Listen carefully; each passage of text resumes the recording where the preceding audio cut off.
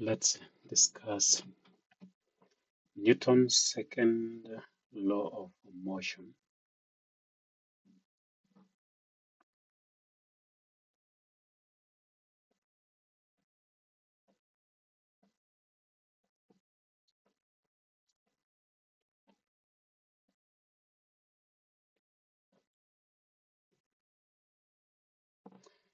And this we do starting from understanding uh, force.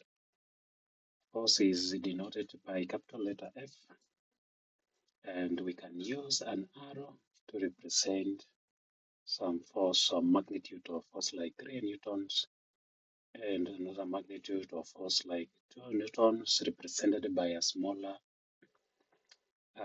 shorter line, means smaller magnitude of force.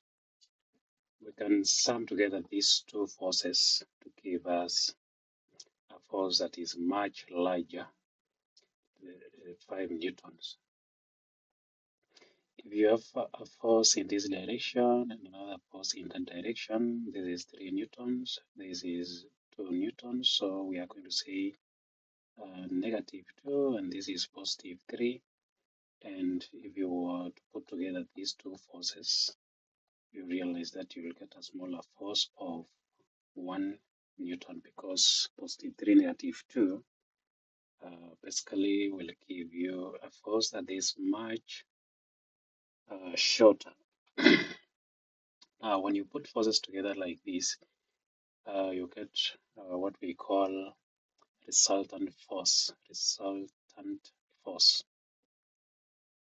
Basically, it is a vector sum of two forces.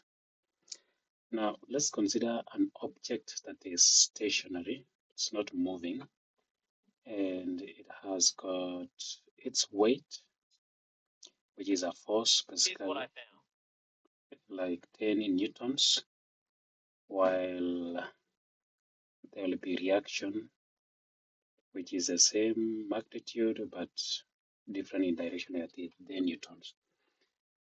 The vector sum of these two forces is 0, and therefore this object remains stationary. However, if you apply a force here of, let's say, 10 newtons, there will be another force in the opposite direction, which is called the force of friction, Fr. Let's put around 2 newtons.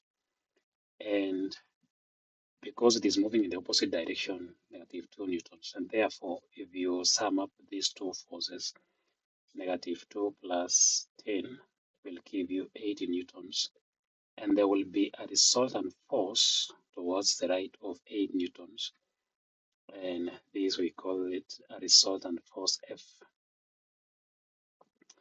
Now, this resultant force F will make this object move from this point with initial velocity u to a certain point B, where it will have final velocity v. So it moves from this point to this point, taking some time t, and therefore it will have accelerated because force is being applied for some time t. And we can calculate acceleration being given by v minus u over t will give us the acceleration of this object. Now there is another term, quantity called momentum, and momentum is the same as mass of the object times its velocity. So that initially, the initial momentum will be mu, and final momentum will be mv. And therefore, clearly we can see the momentum of this object will change as it moves from the initial point, which is point A, to the final point here, which is point P. And the reason why it moves is because we have this resultant external force. And therefore, we can talk about momentum changing by saying change in momentum will be the same as final momentum minus initial momentum mu, will give us how momentum changes as the resultant external force is applied to the object. Now, we also have what we call rate of change of momentum, which is basically change in momentum over time taken. which is same as mv minus mu divided by t, will give us rate of change of momentum. And Newton says that the rate of change of momentum is directly proportional